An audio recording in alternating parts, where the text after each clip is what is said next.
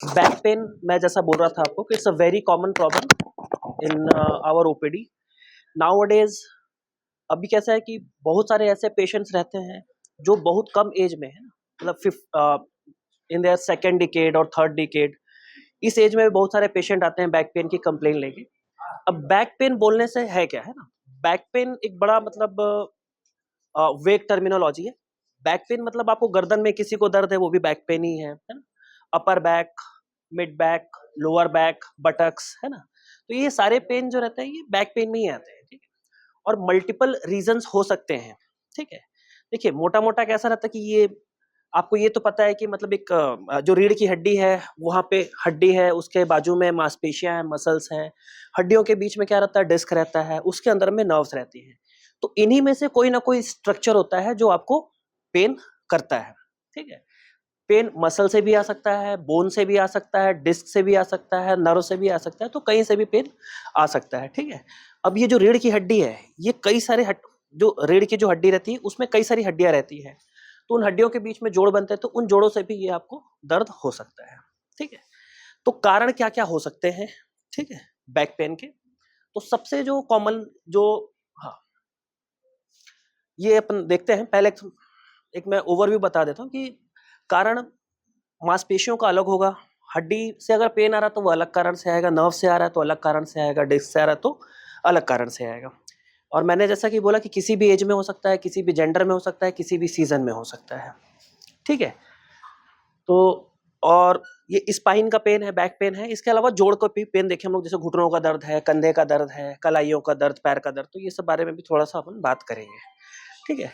तो सबसे पहले स्टार्ट करते हैं कि करना क्या चाहिए हम लोगों को, प्रोटेक्ट कैसे करके रखना चाहिए स्पाइन को, ठीक है। स्पाइन हेल्दी रहे, आपको दर्द हो ही ना, तो उसके लिए क्या क्या कर सकते हैं।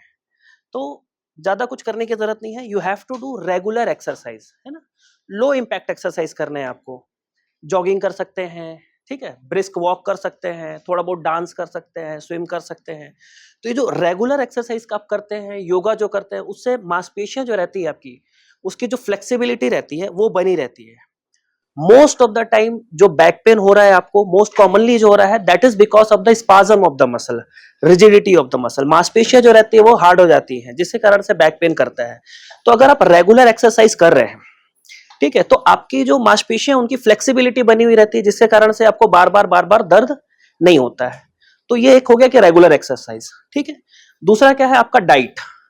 Your diet should be healthy, है ना। आपका जो डाइट है उसमें कैल्शियम आपको प्रॉपर मिलना चाहिए, विटामिन डी सफिशिएंट अमाउंट में रहना चाहिए, ठीक है।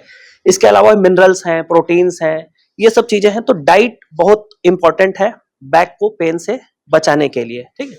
स्पेसिफिकली इन ओल्ड एज और पोस्ट मेनोपॉजल जो एज ग्रुप होता है, ठीक है, उसमें बहुत इंपॉर्टेंट हो जाता है ये, ठीक है। तीसरा होता है कि you should maintain your posture. कोई भी जब आप काम कर रहे हैं, ठीक है, कोई भी आप काम कर रहे हैं तो उस समय एकदम स्लम्प होकर ऐसे झुक के नहीं बैठना है आपको। एक आदत होनी चाहिए कि आपका जो बैक रहता है वो थोड़ा सा स्ट्रेट रहे। अगर प्रोलॉन्ग सिटिंग है, थोड़ा सा लंबे समय तक अगर बैठ के काम कर रहे हैं तो, ठीक है। पोस्चर में और क्या आता है, जैसे आप कंप्यूटर चलाते हैं तो ऐसा नहीं होना चाहिए कि आपका जो स्क्रीन है उसके लिए आपको ऐसा नेक को एक्सटेंड करके, मतलब आपका जो कंप्यूटर है वो या तो आपके लेवल पर है या तो थोड़ा सा नीचे रहे, चिन ऊपर उठना नहीं चाहिए अगर आप स्क्रीन पे काम करते हैं। तो ये एक इंपॉर्टेंट बात है, ठीक है। फिर आता है स्लीपिंग पोजीशन, ठीक है। पोजीशन की तो नहीं, मैट्रेस की बात करते हैं ना।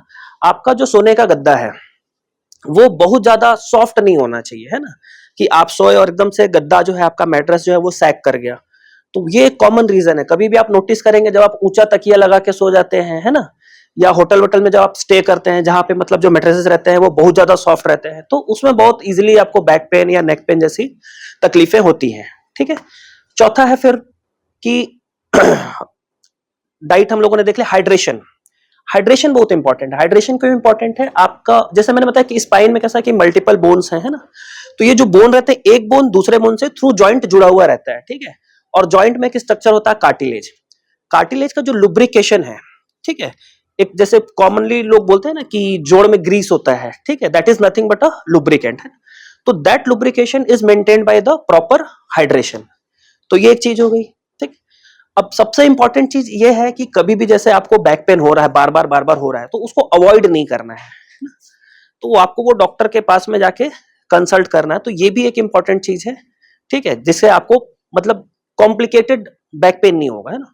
क्योंकि आप ऐसे समझ लिए कि जो बैक पेन है ये एक साधारण मांसपेशी के खिंचाव से लेके किसी बड़ी बीमारी जैसे स्पाइन के इन्फेक्शन होता है, ट्यूबरकुलोसिस है, ऑस्टियोमाइलाइटिस है, ठीक है, इन सब बीमारियों के कारण भी बैक पेन हो सकता है। तो अगर आपको कंटिन्यूअस बैक पेन रहता है तो you should consult your doctor की एक उसका डायग्नोसिस बने कि बार बार दर्द क्यों हो रहा है, ठीक है।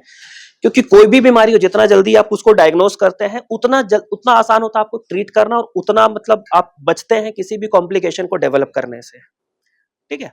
तो ये सब चीजें हैं जिससे आप अपने बैक को अच्छा रख सकते हैं, ठीक है। तो इतनी सारी बातें बताया मैं तो अपन भूल जाएंगे, तो मैं एक छोटा सा निमोनिक बताता हूं आपको, है ना, कि बैक पेन के लिए रामबाण क्या है, ठीक है। तो रामबाण बताता हूं मैं। R for regular exercise, A for adequate posture, adequate जो आपका ये पोस्चर जो मैंने बताया आपको, है ना। M for maintain your weight, ये बताना भूल गया था, बॉडी वेट को मेंटेन करके रखना बहुत जरूरी है, ठीक है। If you are very obese, your weight is very high, तो फिर ये आपको बैक पेन की तरफ लेके जाता है, ओबेसिटी, ठीक है। तो राम हो गया, बाढ़, बी, बीवेयर, बी अवेयर। अब जब भी मैं काम कर रहे हैं तो आपका पोस्चर आपको ध्यान देना है, ठीक है। और एक चीज, अगर आपको कभी कुछ भारी वजन उठाने की जैसे जरूरत पड़ती है ना, तो ऐसा झुक के ना उठाएं, कोशिश ये करें कि आप नी को बेंड करें, बैक को थोड़ा सा स्ट्रेट रखने की कोशिश करें, तब किसी चीज को लिफ्ट करें, ठीक है। तो ये जो वेट उठाने से जो बार बार बैक पेन होता है ना, तो अगर ये एक चीज को सुधार कर लिया जाए तो इससे भी बचा जा सकता है, ठीक है। एडिक्शन, स्मोकिंग, टोबैको, अल्कोहल, ये सब भी चीजें जो है ये भी बैक पेन को बढ़ाती हैं, ठीक है। क्योंकि स्मोकिंग जब आप कर रहे हैं या टोबैको में जो ऐसा तो नहीं करते फीमेल्स में ज्यादातर लोग, पर फिर भी एडिक्शन जो है वो that is not good for your back. And the last is diet. तो ये रामबाण है, ये याद रखिए आप, ताकि बैक आपका अच्छा रहे। तो ये तो हो गया कि आपको कैसे बचा के रखना है, ठीक है। एक चीज मैं ऐड करना चाहूंगा, जो मेनोपॉजल जो एज ग्रुप, चूंकि ये विमेंस डे पे अपन कर रहे हैं, तो मेनू आफ्टर मेनोपॉज होता क्या है कि बॉडी में एस्ट्रोजन नाम का जो हार्मोन रहता है वो कम हो जाता है, and that oestrogen is very much necessary to maintain the good architecture of the bone. Bone की जो क्वालिटी रहती है, जो बोन का जो आर्किटेक्चर रहता है ना, that is maintained by the oestrogen. तो पोस्ट मेनोपॉजल जो एज ग्रुप होता है उसमें बैक पेन होने के, हड्डियों में कमजोरी आ जाती है, ठीक है, ये सबसे ऑस्टियोपोरोसिस बोलते हैं उसको, जब हड्डी में आपके कमजोरी आती है, तो which is very common after menopause. तो कई बार क्या रहता है कि आपको इतना पेन होता है, इतना पेन होता है कि you can not bear it, है ना, कभी कभी फ्रैक्चर भी हो जाते हैं। तो इसके लिए क्या कर सकते हैं, हार्मोन सप्लीमेंट्स उसके लिए अलग से आते हैं, या बोन की स्ट्रेंथ को बढ़ाने के लिए अलग अलग दवाइयां आती हैं, उसको अपन ले सकते हैं। तो ये मेनोपॉज में ध्यान रखना बहुत जरूरी है, क्योंकि आपने बहुत कॉमनली एक चीज सुनी होगी कि कोई ओल्ड एज मेल या फीमेल ऐसे रात को 2 बजे 3 बजे वॉशरूम के लिए उठा, है ना, और पैर एकदम स्लिप हो गया, वो गिरे भी नहीं, है ना, और उनको फ्रैक्चर हो गया। तो ये क्यों हो रहा है, ये हो रहा है बिकॉज ऑफ द ऑस्टियोपोरोसिस, क्योंकि हड्डी की क्वालिटी अच्छी नहीं है ना। उनको इतने ट्रॉमा की जरूरत नहीं है फ्रैक्चर के लिए कि वो गिर जाएंगे या कोई गाड़ी ठोक देगी तो ही फ्रैक्चर होगा, वो जरा सा स्लिप भी हो जाता है तो उनको फ्रैक्चर हो जाता है। तो मेनोपॉज के बाद में हड्डियों का ध्यान रखना और ज्यादा जरूरी हो जाता है, ठीक है। आपके हड्डी का जो स्ट्रेंथ है, आपके जो हार्मोन का लेवल है, आपका जो डाइट है, आपका जो हाइड्रेशन है, इसको मेंटेन करना और ज्यादा इंपॉर्टेंट रहता है आफ्टर मेनोपॉज, ठीक है। और बैक के अलावा जब जोड़ों की बात करते हैं तो इन सब चीजों के अलावा आपको कोलेजन, प्रोटीन, ये सब चीजें भी बहुत ज्यादा फायदेमंद होती हैं, और exercises are good for back as well as for your joint also, ठीक है। अब डॉक्टर को दिखाना कब है, ठीक है, when to consult a doctor. अगर आपको देखिए बार बार बैक पेन हो रहा है, बहुत ज्यादा में पेन होता है, मतलब अगर असहनीय दर्द हो रहा है, कभी आप कहीं गिर गए, चोट लग गई और उसके बाद से आपको दर्द एकदम से शुरू हो गया है, ठीक है, आपके बैक पेन के साथ साथ में अगर आपको शाम को ऐसा लगता है कि नहीं मेरे को बहुत ज्यादा कमजोरी भी लग रही है, थकान लग रही है, मेरे को फीवर भी आ रहा है, क्योंकि ये कोई इन्फेक्शन के कारण हो सकता है। टीबी बहुत कॉमनली, मैं जैसे आपको पहले ही बताया कि स्पाइन में कॉमन प्रॉब्लम है, कॉमन इन्फेक्शन है टीबी। तो बार बार दर्द होना, असहनीय दर्द होना, है ना, दर्द के साथ में कमजोरी लगना, बुखार आना, कमर का जो दर्द है वो अगर आपके पैरों में जा रहा है, या गर्दन का दर्द आपके हाथ में आ रहा है ना, दर्द के अलावा अगर झिनझिनी होती है, तो गर्दन में दर्द हो रहा है, हाथ में झिनझिनी हो रही है, या कमर में दर्द है, पैर में झिनझिनी हो रही है, कोई सुन्नपन रहता है, ठीक है, थोड़ी देर चल रहे हैं पैरों में ऐसा लग रहा है कि पैर का वजन बढ़ गया है, झिनझिनी भर गया है पैर में, है ना, तो ये सब कंडीशंस में आपको डॉक्टर को विजिट करना चाहिए।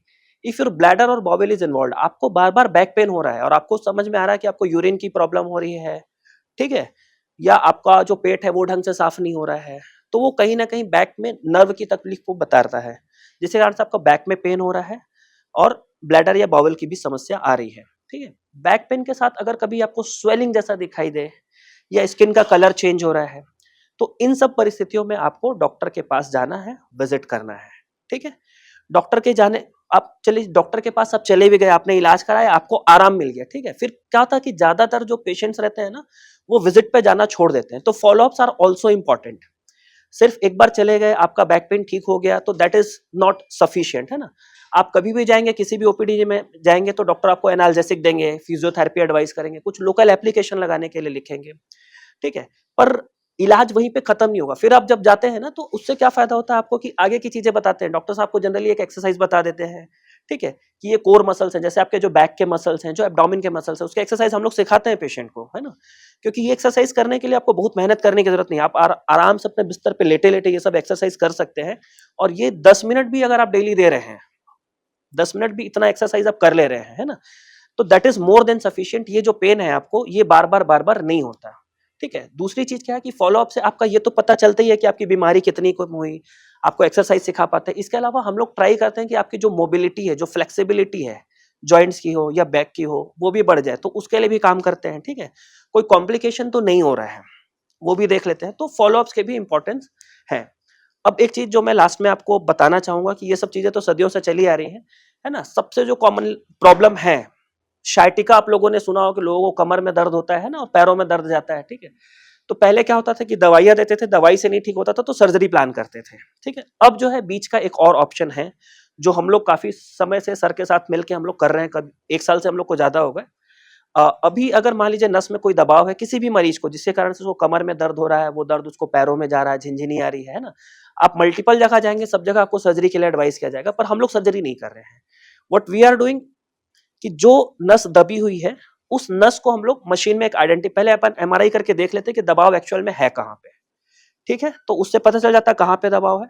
फिर मरीज को जो रहता है, वीडियो एक्सरे जो मशीन रहती है, सियाम मशीन बोलते हैं हम लोग, उसमें आइडेंटिफाई करते हैं एक डाई के माध्यम से, एक इंजेक्शन के माध्यम से, कि हाँ ये फलाना नर्व है, ये दबी हुई है, जिसके कारण से इसको कमर में दर्द है, और नीचे पैरों में दर्द आ रहा है, या गर्दन में दर्द है, हाथ में आ रहा है, या जोड़ों में जो दर्द है। और उसके बाद उस नस को हम लोग शून्य कर देते हैं, ठीक है। अब नसें देखिए बेसिकली 2 टाइप की होती है। एक होता है सेंसरी नस, सेंसरी नर्व, जो आपका सेंसेशन को कैरी करती है। अगर आपको दर्द हो रहा है, झिनझिनी आ रही है ना, तो ये सब सेंसेशन कैरी करने वाली नसें रहती है।